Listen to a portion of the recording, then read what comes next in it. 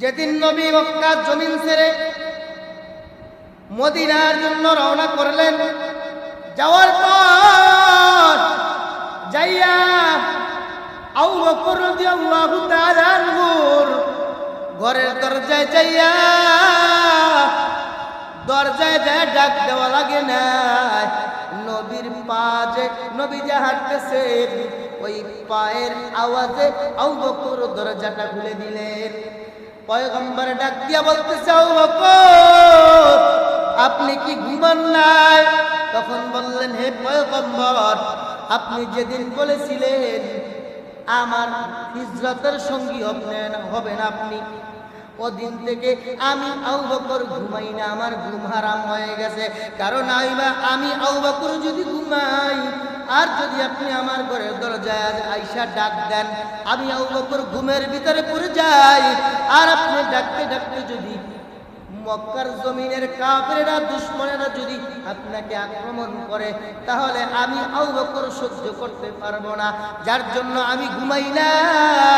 শুধু আমি নয়, আমার যে সফর সঙ্গী ঘোড়া হবে সেই ঘোড়াটাও ঘুমায় না, সেই ঘোড়াটাও করে না, ঘুমায় না। সফরের মধ্যে প্রতিমধ্যে গুহার ভিতরে যখন স্থান নিলেন, একটু বিশ্রামের জায়গা নিলেন, এক সাপ নবীকে দেখার জন্য অপেক্ষা করতেছে। এখন আবু বকর রাদিয়াল্লাহু তাআলা আনহু নবীকে কতটা ভালোবাসতেন, দেখতেছে গর্তের ভিতরে কতগুলো, মানে গুহার ভিতরে অনেক গর্ত দেখা যায়, ছোট্ট ছোট্ট ছিদ্র। আবু বকর চিন্তা করলেন, এখানে আমার নবী একটু বিশ্রাম নিবে, আর এই সময় যদি নবীর দুশমনেরা যদি এই ছিদ্র দিয়ে আমার নবীর উপরে আক্রমণ করে, আমার নবী তো কষ্ট পাবে, আমিও সহ্য করতে পারবো না। যার জন্য আবু বকর রাদিয়াল্লাহু তাআলা আনহু তার শরীরে ছিল একটা চাদর, ওই চাদরটা ছিঁড়ে সব ছিদ্রগুলো আটকাইলেন। একটা ছিদ্র ছিল যা আটকানোর মতো কাপড় ছিল না, ওই ছিদ্রটার মুখের উপরে আবু বকর রাদিয়াল্লাহু তাআলা আনহু তার পা মোবারক দিয়েছিলেন। তার পা দিয়ে ছিদ্রটা আটকায় রাখলেন। ওই সাপ বারবার চেষ্টা করতেছে, আসতে পারতেছে না, নবীকে যে দেখতে পারতেছে না। যার জন্য আবু বকরের পার উপরে সাপ কামড় মারলেন। কি মারলেন? কামড় দিলেন, সবল দিলেন। আবু বকর বিষের যন্ত্রণায় সহ্য করতে না পেরে আবু বকরের চোখ দিয়ে একটি ফোঁটা পানি নবীজির চেহারায় পড়ে গেল। তখন আবু বকর রাদিয়াল্লাহু তাআলা আনহু পানি পড়ার সঙ্গে সঙ্গে নবী বললেন, হ্যাঁ আবু বকর কি হলো, আপনি কেন কান্না করেন? তখন বললেন, ইয়া রাসূলুল্লাহ, আমাকে মনে হয় সাপে কেটেছে, সাপে আঘাত করেছে, আমি সহ্য করতে পারতেছি না।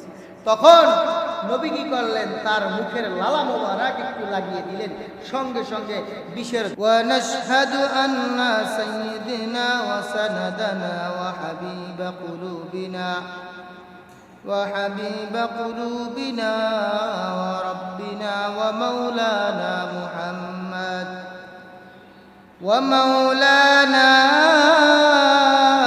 محمدا عبده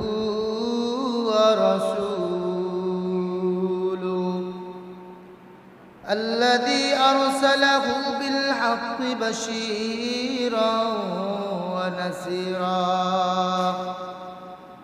وداعيا إلى الله بإذنه سراجا وقمرا منيرا أما بعد فأعوذ بالله من الشيطان الرجيم بسم الله الرحمن الرحيم قل إن كنتم تحبون الله فاتبعوني يحببكم الله ويغفر لكم ذنوبكم والله غفور رحيم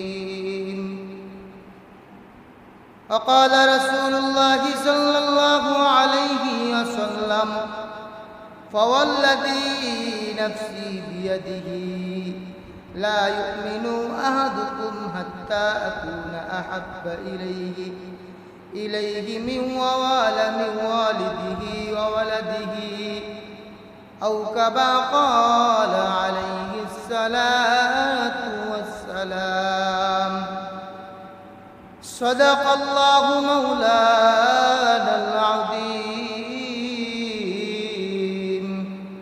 وصدق رسوله النبي الأمي الكريم ونحن على ذلك من الشاهدين والشاكرين والذاكرين والحمد لله رب العالمين سبحانك لا علم لنا إلا ما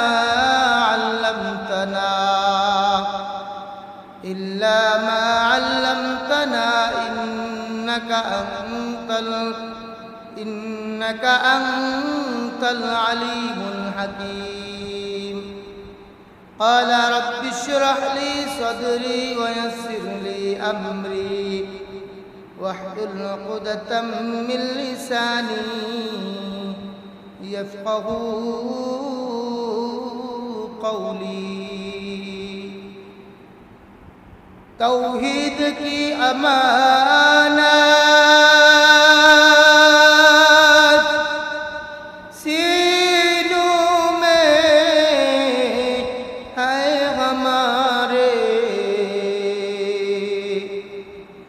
توحید کی امانت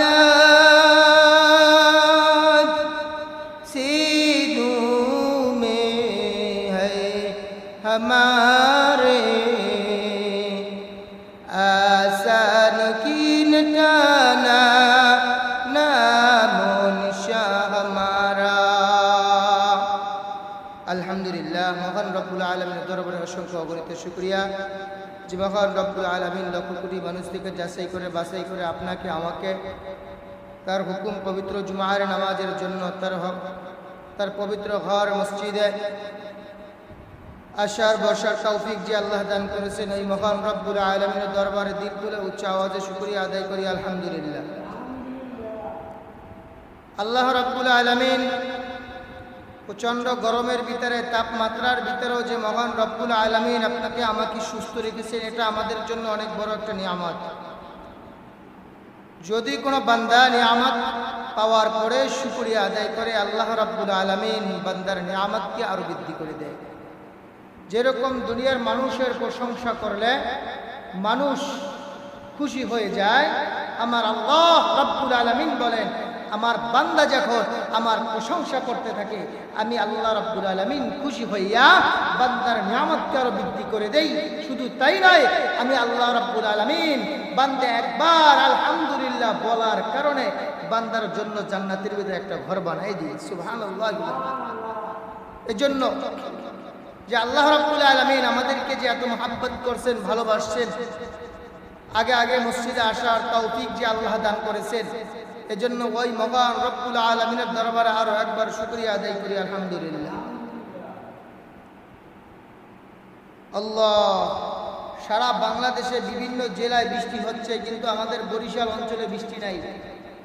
বুঝতে হবে আমরা বরিশালের মানুষ মনে হয় আল্লাহর কাছে এমন কোনো অন্যায় করেছি, এমন কোনো গুনাহ করেছি যার জন্য আমাদেরকে আল্লাহ তাআলা রহমতের বৃষ্টি দিচ্ছেন না। এজন্য বেশি বেশি আমাদেরকে কান্না করতে হবে আল্লাহর কাছে যে আল্লাহ আপনি আমাকে মাফ করে দেন, আমাদেরকে মাফ করিয়া আপনি আমাদেরকে জান্নাত দান করেন, আমাদের উপরে আল্লাহ আপনার রহমতের বৃষ্টি দান করেন, এই প্রচণ্ড গরম থেকে আমাদেরকে হেফাজত করেন। এজন্য দোয়া করতে হবে।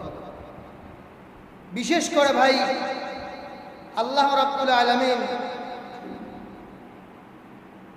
আল্লাহকে পাওয়ার জন্য কিছু মাধ্যম আছে। যেই রকম আমাদের দেশে যদি বড় যারা আছে এদের কাছাকাছি যাইতে হলে কিছু মাধ্যম প্রয়োজন হয়, আল্লাহকে ভালোবাসতে হলে, আল্লাহকে পাইতে হলে, আল্লাহকে যদি বান্দা পেতে চায় কিছু মাধ্যম আছে।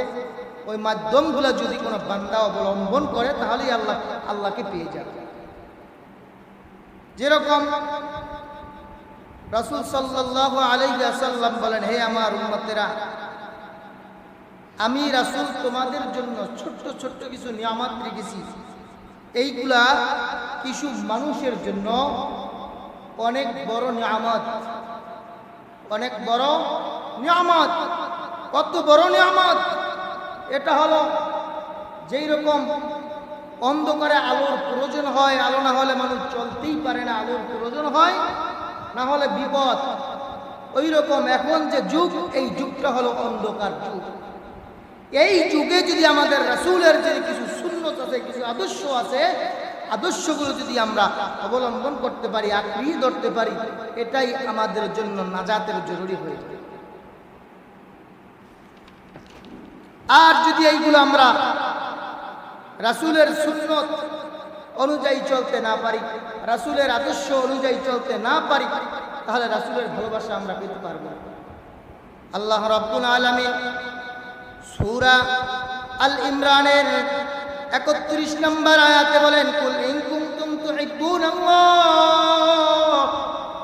ফাত্তাবিউনি ইউহিব্বুকুমুল্লাহ ওয়া ইয়াগফির লাকুম যুনুবাকুম ওয়াল্লাহু গফুরুর রহিম।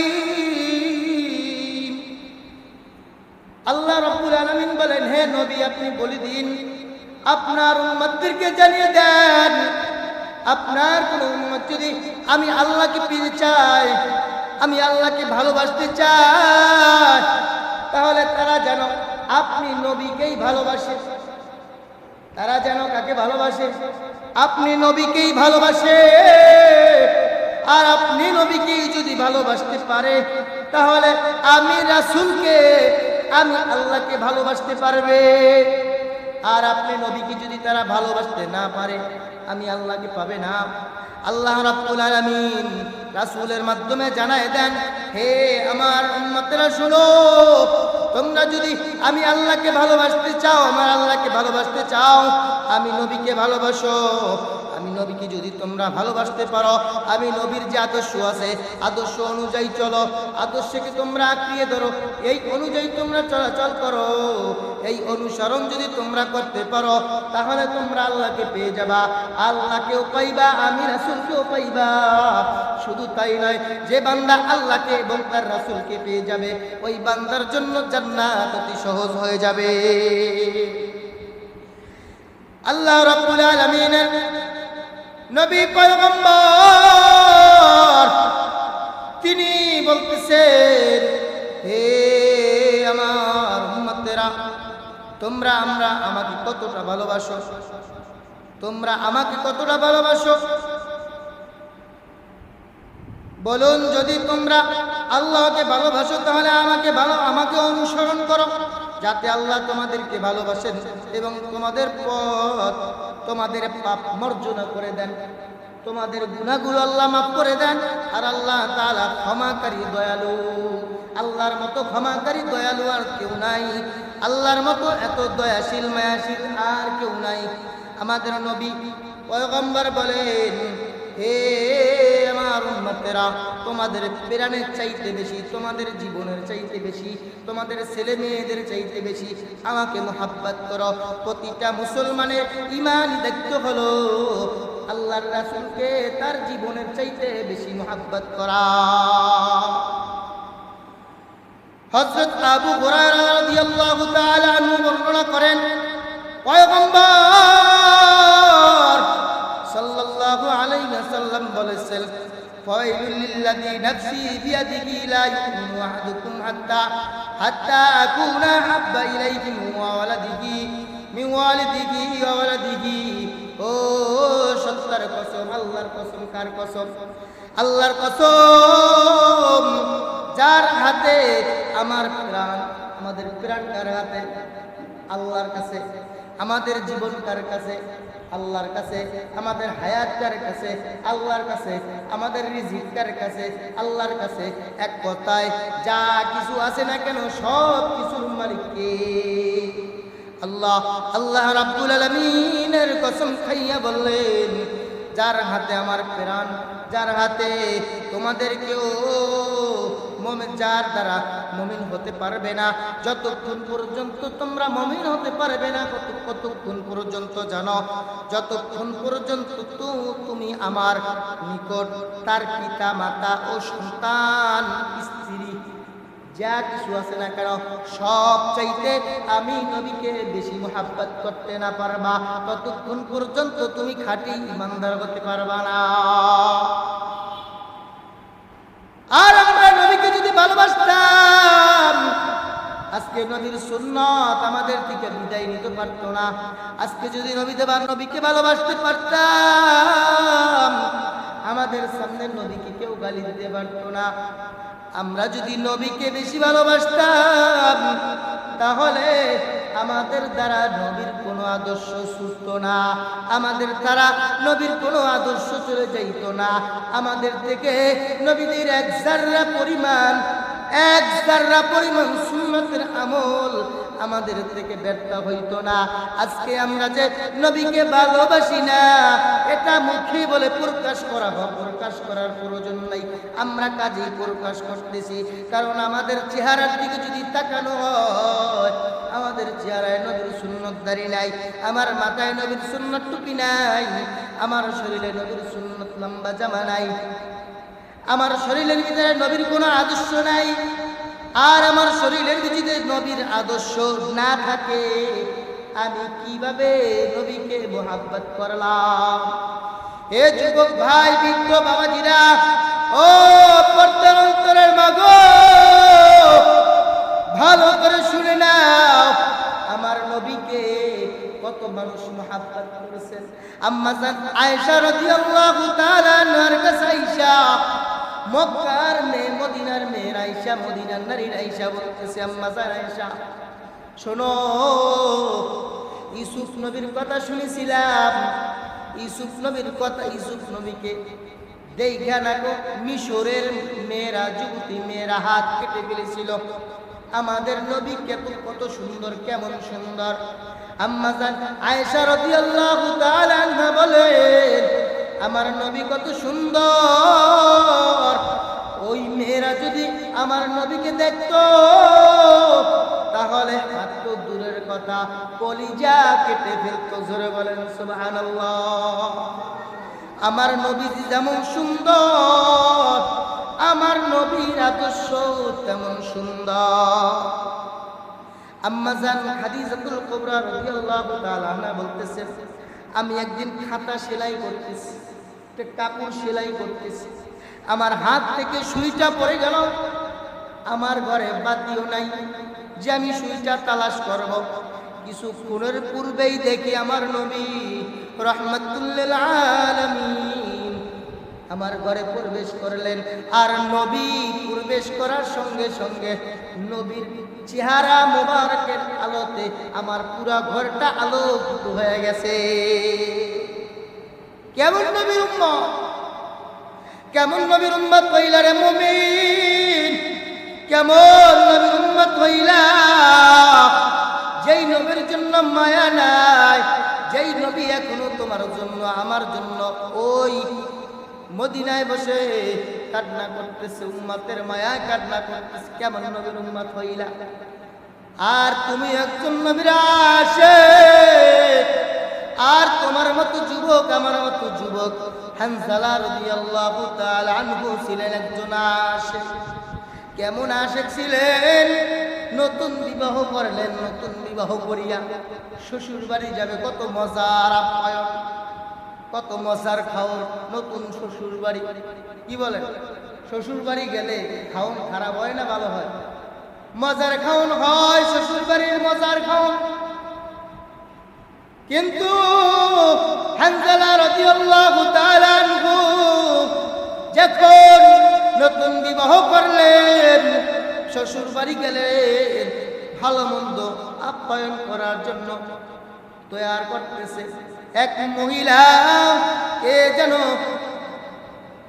দৌড়াইতেছে আর দৌড়াইতেছে, পাগল ভেসে দৌড়ায় আর বলে, হে মক্কার মুসলমান, হে মক্কার মুসলমান শোনো, হে মক্কার মানুষ শোনো, আমার নবী দুনিয়ার জমিনে নাই, উহুদের ময়দানে শহীদ হয়ে গেছেন। হে মক্কার মানুষ শোনো, আমার নবী নাই, আমার নবী নাই। এই বলে ওই মহিলা কান্না করতেছে আর দৌড়াইতেছে পাগল বেশে। হানজালার কানে শোনার পর হানজালা ডাক দিয়া বলতেছে, বিবি তুমি ঘরে থাকো, তরবারিটা দাও। আমার নবী যদি না থাকে, কার কার জন্য আমি দুনিয়ার জমিনে থাকবো, কার জন্য বিবাহ করব, আর কির জন্য আমি হানজালা দুনিয়ায় থাকবো? আমার নবী যদি না থাকে, আমি হানজালা থেকে কোনো লাভ নাই। হানজালা রাদিয়াল্লাহু তাআলা আনহা বিবির থেকে তরবারি নিয়া যুদ্ধের ময়দানে যায়। বিবি ডাক দিয়া বলতেছে, স্বামী আমার, একটু একবার তোমার চেহারাটা একটু দেখে নেই, কারণ কিয়ামতের ময়দানে যেন তোমাকে দেখলেই চিনতে পারি। হানজালা ডাক দিয়া বলতেছে, বিবি আল্লাহ যদি কবুল করে কিয়ামতের ময়দানে এমনিই দেখা হয়ে যাবে, আর তোমার কাছে যাওয়া যাবে না, কারণ তোমার কাছে যদি যায় তোমার চেহারার মায়ায় পড়ে যাব, আর আমার নবী উহুদের ময়দানে শহীদ হয়ে যাবে। আমি হানজালা সহ্য করতে পারবো না। হানজালা রাদিয়াল্লাহু তাআলা আনহু, হানজালা রাদিয়াল্লাহু তাআলা আনহা উহুদের ময়দানে যাইয়া যুদ্ধ করতে করতে করতে শহীদ হয়ে গেলেন। আল্লাহু আকবার। শহীদ হয়ে গেলেন। যখন শহীদ হলেন, যুদ্ধ শেষ, বিজয়ের পতাকা উড়ল। আমার নবী ডাক দিয়া বলতেছে, সাহাবায়ে কেরাম দেখো আমার কোন সাহাবী শহীদ হয়ে গেছে, আমার কোন সাহাবী আমি নবীর আশিকে পাগল হইয়া শহীদ হয়ে গেছে। যাও দেখো। ঘুরতে ঘুরতে সবাইকে খুঁজে পায়, কিন্তু হানজালার লাশ আর খুঁজে পায় না। হানজালার লাশ খুঁজে পায় না। এর ভিতরেই দেখে ময়দানের এক কোণা দিয়া এক কিনারা থেকে এক মহিলা এসে বলতেছে, নবী হে পয়গম্বর, সবার লাশ বিনা গোসলে দাফন দিবেন, কিন্তু হানজালার লাশ বিনা গোসলে দাফন দিবেন না, কারণ তার গোসল ফরজ হয়ে গিয়েছিল। যখন কানে শুনছে আপনি নবী দুনিয়ার জমিনে নাই, তখন গোসল বাদ দিয়া হানজালা রাদিয়াল্লাহু তাআলা আনহা দৌড়াইয়া উহুদের ময়দানে, যুদ্ধের ময়দানে চলে আসলেন। তার উপরে গোসল ফরজ হয়েছে, তাকে গোসল করায় দেন। আল্লাহ রাসূল সাহাবায়ে কেরামদেরকে বলতেছে, যাও হে সাহাবায়ে কেরাম যাও, দেখো আমার আশিক হানজালা কই, হানজালা কোথায়, হানজালার লাশটা নিয়ে আসো, হানজালার লাশের আইনা গোসলের ব্যবস্থা করো। আল্লাহ রাব্বুল আলামিন হানজালার শহীদটা এমন ভাবে পছন্দ করেছেন, এমন ভাবে কবুল করেছেন, এমন ভাবে আল্লাহ খুশি হয়ে গেছেন। আল্লাহ রাব্বুল আলামিন জিবরাইলের মাধ্যমে আল্লাহ রাব্বুল আলামিন নবীর কাছে পাঠাই দিলেন, নবী যা, হে জিবরাইল যান, আমার বন্ধুকে জানাই দেন যে দুনিয়ার বিবির মায়া ত্যাগ করিয়া, শ্বশুর বাড়ির মায়া ত্যাগ করিয়া, আমার বন্ধুর আশিক হইয়া যে ময়দানে চলে আসছে, শহীদ হয়ে গেছে, তার গোসল দুনিয়ার পানি দ্বারা হবে না, তার পানি গোসল আমি আল্লাহ রাব্বুল আলামিন ফেরেশতাদের মাধ্যমে জান্নাতের পানি দ্বারা গোসল করায় দিলাম। জান্নাতের পানি দ্বারা গোসল করাই দিলেন।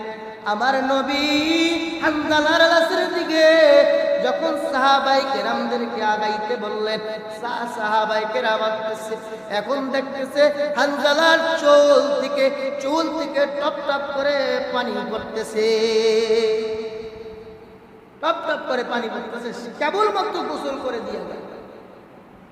আর আমরাও তো যুবক, হানজালাও ছিল যুবক, আমরাও যুবক।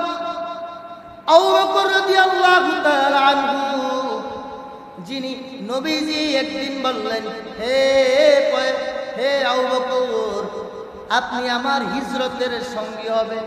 কি হবে? আমি যে নবী হিজরত করব, এই মক্কা ছেড়ে যে মদিনায় চলে যাব, ওই হিজরতের সঙ্গী থাকবেন, সফর সঙ্গী দেখবেন আপনি। তারপর থেকে তার ঘুম হারাম হয়ে গেল। যেদিন নবী মক্কার জমিন ছেড়ে মদিনার জন্য রওনা করলেন, যাওয়ার পর যাইয়া আবু বকর রাদিয়াল্লাহু তাআলা আনহুর ঘরের দরজায় যাইয়া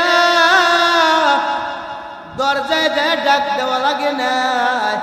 নবীর পা যে নবী যে হাঁটতেছেন, ওই পায়ের আওয়াজে আবু বকর দরজাটা খুলে দিলেন।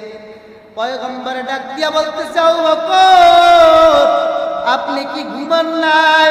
তখন বললেন, হে পয়গম্বর, আপনি যেদিন বলেছিলেন আমার হিজরতের সঙ্গী হবেন আপনি, ওদিন থেকে আমি আবু বকর ঘুমাই না, আমার ঘুম হারাম হয়ে গেছে। কারণ আমি আবু বকর যদি ঘুমাই, আর যদি আপনি আমার ঘরের দরজায় আইসা ডাক দেন, আমি আবু বকর ঘুমের ভিতরে পড়ে যাই, আর আপনি ডাকতে ডাকতে যদি মক্কার জমিনের কাফেররা, দুশমনেরা যদি আপনাকে আক্রমণ করে, তাহলে আমি আবু বকর সহ্য করতে পারবো না। যার জন্য আমি ঘুমাই না। শুধু আমি নয়, আমার যে সফর সঙ্গী ঘোড়া হবে, সেই ঘোড়াটাও ঘুমায় না, সেই ঘোড়াটাও করে না, ঘুমায় না। সফরের মধ্যে প্রতিমধ্যে গুহার ভিতরে যখন স্থান নিলেন, একটু বিশ্রামের জায়গা নিলেন, এক সাপ নবীকে দেখার জন্য অপেক্ষা করতেছে। এখন আবু বকর রাদিয়াল্লাহু তাআলা আনহু নবীকে কতটা ভালোবাসতেন, দেখতেছে গর্তের ভিতরে কতগুলো, মানে গুহার ভিতরে অনেক গর্ত দেখা যায়, ছোট্ট ছোট্ট ছিদ্র। আবু বকর চিন্তা করলেন, এখানে আমার নবী একটু বিশ্রাম নিবে, আর এই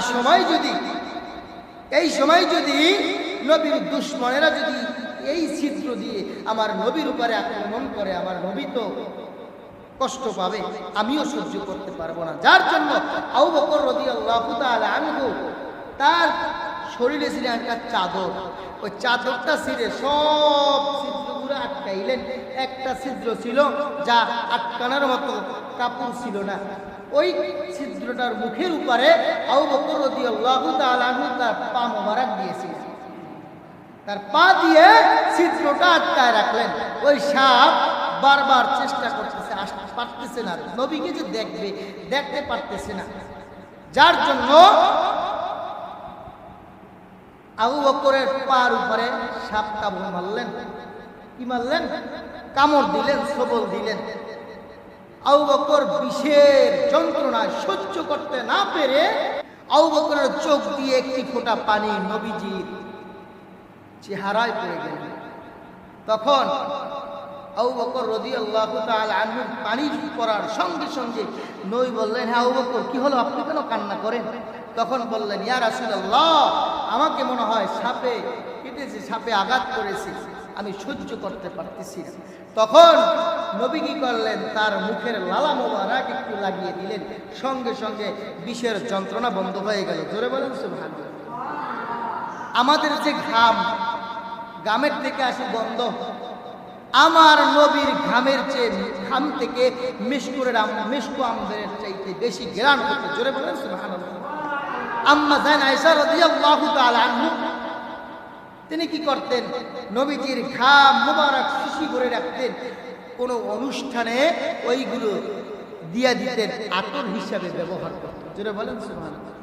আর আমাদের ঘাম যদি কোনো জায়গায় ব্যবহার করে, ও জায়গায় মানুষ থাকা সম্ভব নয়। কেমন নবীর উম্মত হইলেন, কেমন নবীর উম্মত হইলেন! সেই নবীর আদর্শ আমাদের ভিতরে নেই, সেই নবীর ভালোবাসা আমাদের ভিতরে নাই, সেই নবীর সুন্নত আমাদের ভিতরে নাই। নবীর সুন্নত দাঁড়ি আমি জানতে চাই, পুরুষ জাতিদের ভিতরে আমি জানতে চাই, যাদের দাড়ি আছে তাদের কি খারাপ লাগে না ভালো লাগে? ভালো লাগে না? যারা দাড়ি কামায় দাড়ির ভিতরে ব্লেড লাগায়, এদের তিনটা গুনাহ হয়, তিনটা জিনিস নষ্ট হয়ে যায়। এক নাম্বার, দাড়ি যে কামায় তার চোখের পাওয়ার কমে যায়। দুই নাম্বার, যৌবন কমে যায়। তিন নাম্বার, চামড়াগুলো ঢিলে হয়ে যায়, অকালে মরণ হয়। এই যে চামড়া যে বারবার বারবার শেভ করে, এর চেহারা সৌন্দর্য বাড়ে না কমে? চেহারা সৌন্দর্য নষ্ট হয়ে যায়। বারবার শেভ করলে, বারবার দাড়ি কামাইলে চেহারার যে একটা সৌন্দর্য আছে, সৌন্দর্যটা নষ্ট হয়ে যায়। দেখেন, একই মায়ের দুটি সন্তান, একটা ছেলে একটা মেয়ে। মেয়ের বছর 40, মেয়ের বয়স 40 বছর, মুখে দাড়ি নেই। আর ছেলের বয়স হলো 25 থেকে 30। কত সুন্দর দাড়ি দিয়েছেন কে? আল্লাহ।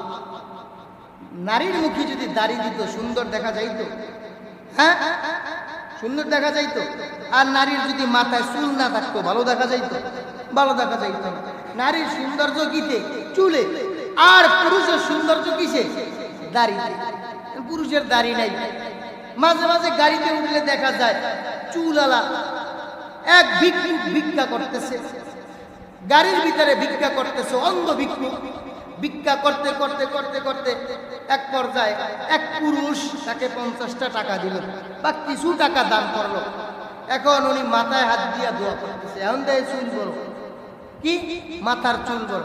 এখন দোয়া করতেছে, আল্লাহ আমারে তোমার যে বান্দি দান করলো, আল্লাহ তুমি তার নেককার একটা স্বামী দিও, আল্লাহ তার গর্ভে নেককার সন্তান দান করিও। এখন পুরুষের ঘরে কি নেককার স্বামী আসবে? পুরুষের ঘরে নেককার সন্তান হবে? এখন চুল বড় রাখছে, এই জন্য বলছে, মনে করছে কি মনে হয় নারী, এই জন্য এই দোয়া করছে। সে তো চোখে দেখে না। এখন ভাই মূলত কি, নবীর আদর্শ অনুযায়ী যদি আমার মুখে দাড়ি থাকতো তাহলে আমার কোনো টেনশন থাকতো? দেখেন, এই রাস্তা দিয়া হিন্দু হাটে বৌদ্ধ, খ্রিস্টান, মুসলমান সব যায়। অনেক সময় আমরা সালাম দিতে একটু দ্বিধাদ্বন্দ্ব লেগে যায়। সালাম দিতে একটু কেমন জানি ধোক্কা খেয়ে যায়। আমি ফরিদপুর চাকরি করতাম, তা এক স্কুল মাস্টার, উনি ছিল হিন্দু, আমি জানতাম না। আর একজন ছিল মুসলমান। তো ওই মুসলমান যে এরা, আমি সালাম দিতাম না, আমি মনে করতাম হিন্দু, এই জন্য সালাম দিতাম না। তা উনি একদিন আমার মাদ্রাসার সভাপতি সাহেবের বিচার দিল, আপনার হাফেজ সাহেব আমার সালাম দেয় না, আপনার মাদ্রাসার যে হুজুর সে সালাম কালাম দেয় না। তাহলে আমার সভাপতি কয়, হে তুই সালামে গাফলাতি করে না? সে সালাম দেয়? কয় না, সে আমার কোনো সময় সালাম দেয় না। তখন আমি বললাম, আমার জিগায়, হুজুর আপনি সালাম দেন না কেন? তখন আমি বলতেছি, ভাই স্কুলের অমুক মাস্টার, সে হিন্দু, আমি তার একদিন সালাম দিলাম, সে আমারে বলতেছে, হুজুর আমি তো আপনাদের ধর্মের না। সালাম নিছে কিন্তু বলছে আপনাদের ধর্মের না। এখন ওই লোক আর আমাদের হিন্দু স্যার একই রকম চেহারা না, আমি ভাবছি উনিও মনে হয় হিন্দু, এই জন্য আমি সালাম করি না, সালাম দেই না। আজকে যদি নবীর আদর্শ থাকতো, নবীর আদর্শের কারণে আমি সালামটা দিতাম, আর একজনের সালাম দিত, সম্মান করত, ভালোবাসত। আপনি নবীর আদর্শ নিয়ে যদি জান্নাত যখন মৃত্যুবরণ করবেন, আপনি যদি গুনাহগার হন, যখন আপনি জাহান্নামে আল্লাহ দিবে, আমার নবী ডাক দিয়া বলবে, হে আল্লাহ তোমার বান্দারে তুমি জাহান্নামে দাও, আমার আফসোস নাই, কিন্তু আমি নবীর সুন্নত যেন জাহান্নামে না যায়, আমি নবীর সুন্নত যেন জাহান্নামের আগুনে না যায়। এখন ওই আল্লাহ কি করবে, তার অর্ধেক জাহান্নামে দিবে আর মাথাটুক বাইর করে রাখবে। আল্লাহ কইব, যা নবীর সুন্নত রাখছিস, মাফ করে দিলাম। নবীর সুন্নতের কারণে আল্লাহ আপনাকে আমাকে মাফ করে দিবে। এই জন্য আমরা চেষ্টা করব নবীর সুন্নত অনুযায়ী চলার। আল্লাহ তাআলা আমাদের সবাইকে নবীর সুন্নত অনুযায়ী চলার মতো তৌফিক আল্লাহ দান করুন। সকলে বলেন আমিন। আল্লাহকে যদি ভালোবাসতে হয়, কাকে ভালোবাসতে হবে? নবীকে। কাকে? নবীকে। আর যদি নবীকে ভালোবাসতে চাও, আল্লাহকে ভালোবাসতে। এখন আমরা নবী পাইছি, নবী পাই নাই। নবীর পাইছি কি? আমার পয়গম্বর বলেন, হে আমার উম্মতেরা, আমার দুটি জিনিস রেখে গেলাম, একটি হলো কুরআন আর একটি হলো আমি নবীর সুন্নাত। এই দুইটা জিনিস যদি তোমরা কোনো উম্মত আমল করতে পারো, এই দুইটা জিনিসের বিনিময়ে আল্লাহ তাআলা তোমাদেরকে জান্নাত দান করবেন। এই দুইটা জিনিস যদি তোমরা আঁকড়ে ধরতে পারো, এই দুইটা জিনিসের উপরে যদি তোমরা আমল করতে পারো, বিনা হিসাবে জান্নাত।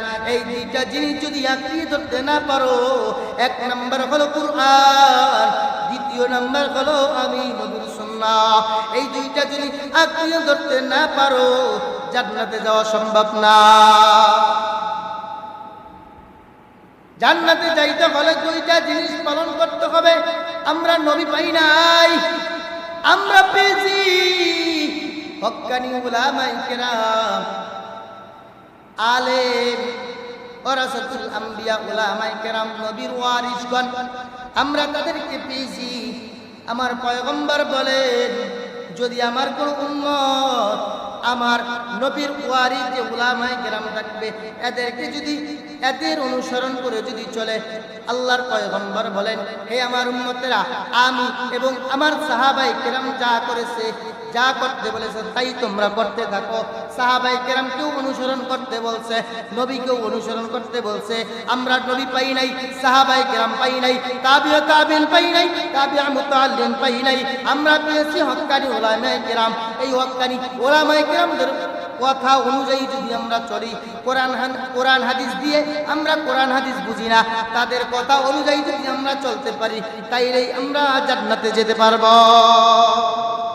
তাহলে আমাদের কি করতে হবে? অনুসরণ করতে হবে হক্কানি উলামায়ে কেরামদেরকে। আল্লাহ তাআলা আমাদের সবাইকে হক্কানি উলামায়ে কেরামদের উপর আমল করার তৌফিক আল্লাহ দান করুক। সকলে বলেন আমিন।